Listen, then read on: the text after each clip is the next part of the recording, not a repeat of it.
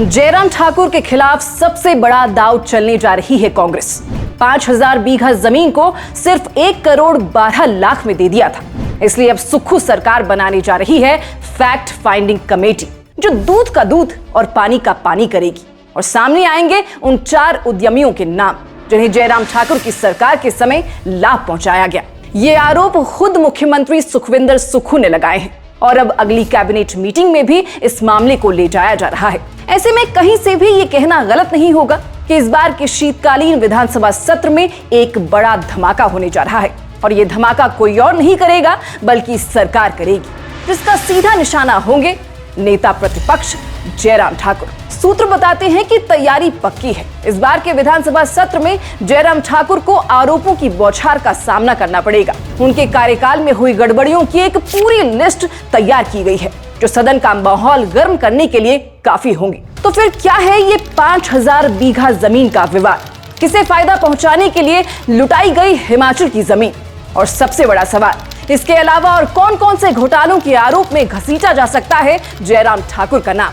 ये सब कुछ आपको इसी वीडियो में बताएंगे, इसलिए इसे अंत तक जरूर देखिएगा।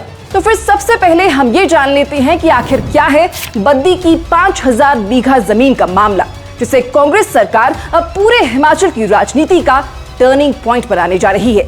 आरोप यह है कि जयराम सरकार के दौरान बद्दी की इस जमीन का मूल्य सैकड़ों करोड़ में था, लेकिन इसे सिर्फ और सिर्फ 1 करोड़ 12 लाख रुपए में दे दिया गया। बात सिर्फ सस्ती रेट पर जमीन देने की नहीं है, आरोप यह भी है कि कस्टमाइज्ड पैकेज के नाम पर रजिस्ट्री फीस पूरी तरह माफ कर दी गई। सरकार को राजस्व तक नहीं मिला।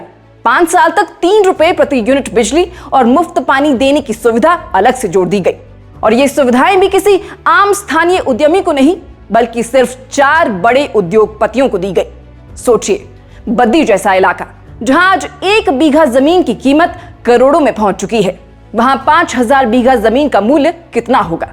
गणित बहुत बड़ा है, लेकिन सौदा हुआ मात्र 1 करोड़ 12 लाख में। यही बात अब कांग्रेस को सबसे बड़ा हथियार दे चुकी है। मुख्यमंत्री सुक्खू ने खुद खुलकर कहा है, यह सीधी लूट थी, हिमाचल के संसाधनों को औने पौने दाम बेचने की कोशिश थी।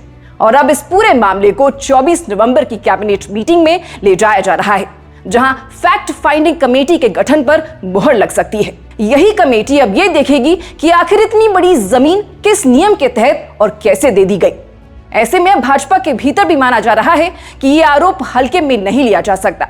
जयराम ठाकुर की छवि व्यक्तिगत रूप से साफ जरूर रही है, लेकिन उनकी सरकार के दौर की नीतियों पर सवाल उठ रहे हैं। और राजनीति में यही सबसे बड़ा खतरा होता है, जब हमला व्यक्ति पर नहीं उसके कार्यकाल पर किया जाता है।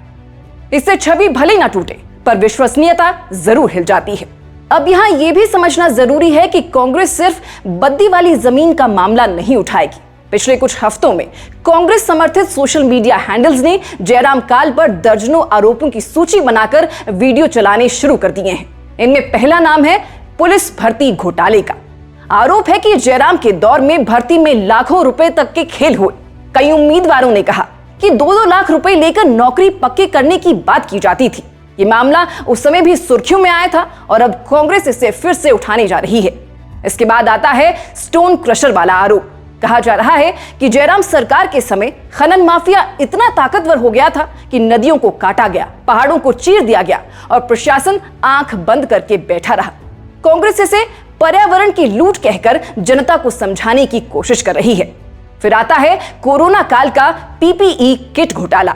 एक ऐसा समय जब हिमाचल ही नहीं पूरा देश परेशान था, लोग अस्पतालों में इलाज को तरस रहे थे।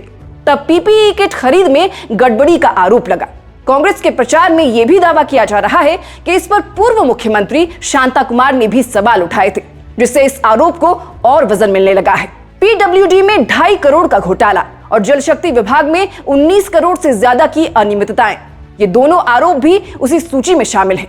कांग्रेस का टारगेट बिल्कुल साफ है, विधानसभा सत्र में हर तरफ से दबाव बनाना और विपक्ष को डिफेंसिव मोड में धकेल देना। अब सवाल ये है कि ये सब एक ही समय पर क्यों आ रहा है? ये सिर्फ आरोपों की बौछार नहीं है, ये एक राजनीतिक रणनीति है। कांग्रेस जानती है कि इस बार का शीतकालीन सत्र बेहद अहम है। भाजपा ने पहले ही सरकार के खिलाफ आंदोलन की बात कही है, लेकिन कांग्रेस ने इसका जवाब अटैक मोड में देने का मन बना लिया है। और इस पूरी रणनीति की धुरी है जयराम ठाकुर, क्योंकि भाजपा के भीतर वो सबसे मजबूत हॉर्स माने जाते हैं। अगर उनकी छवि पर चोट होती है, अगर बद्दी वाला मामला बड़ा साबित होता है, अगर फैक्ट फाइंडिंग कमेटी कोई ठोस तथ्य निकाल लाती है, तो ये मामला सिर्फ जयराम पर नहीं, पूरे प्रदेश भाजपा पर पड़ेगा, क्योंकि ये वही पार्टी है जो खुद को भ्रष्टाचार विरोधी चेहरा कहती है।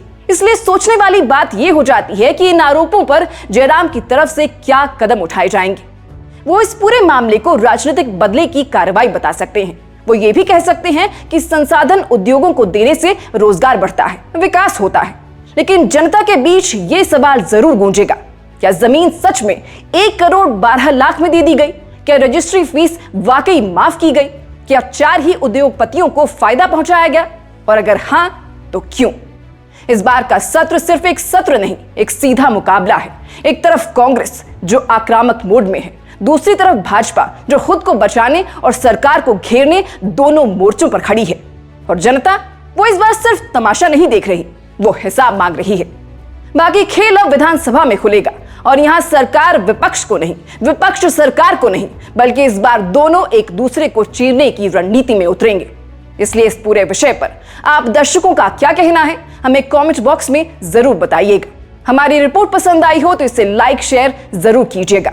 अभी फिलहाल के लिए इस खबर में बस इतना ही। नमस्कार।